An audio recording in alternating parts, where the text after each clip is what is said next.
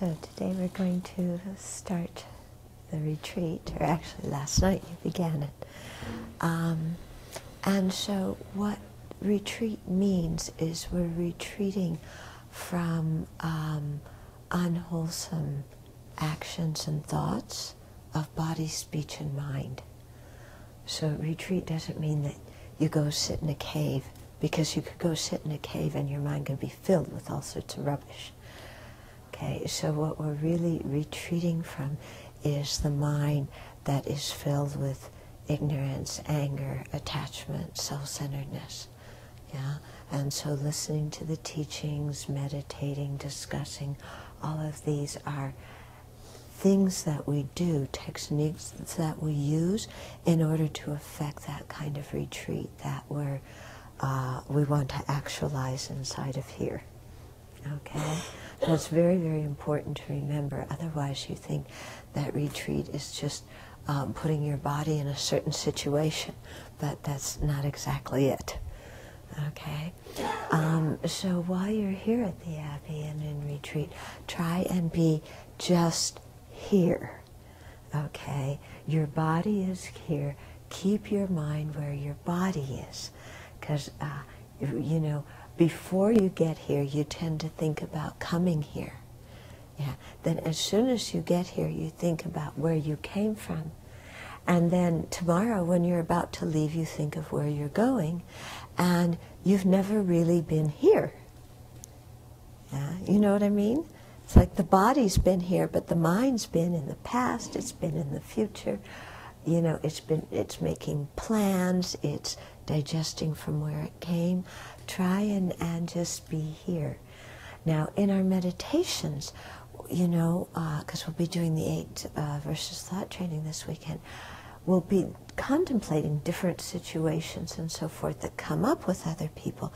So you may want to take some of those situations out from the past and use them as examples to apply your meditation to. But that's different than thinking about those things in our ordinary way and ruminating about them. Okay? Because our ordinary way of ruminating is like, oh, this happened at work, and this person said that, and that person said this, and what am I going to do the next time I see them? Da da da da da. That's the ordinary way. That's the one you want to retreat from.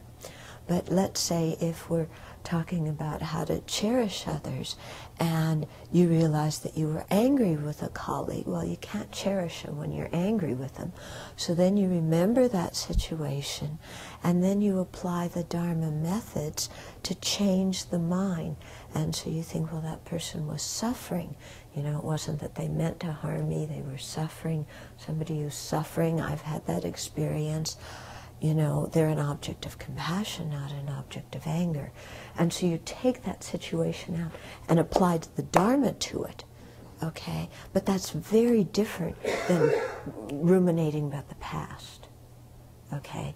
And if you have a big issue with that person and you need to think about, okay, well, when I see them next time I go into work, how am I going to think? How am I going to train my mind to think?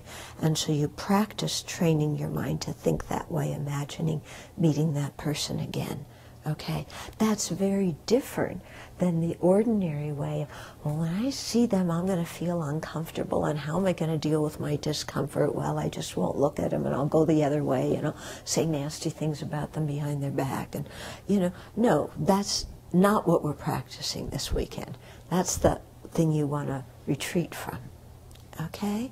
So, like I said, sometimes we may need to take out situations from our life to think about them, but we're thinking about them in a very different way.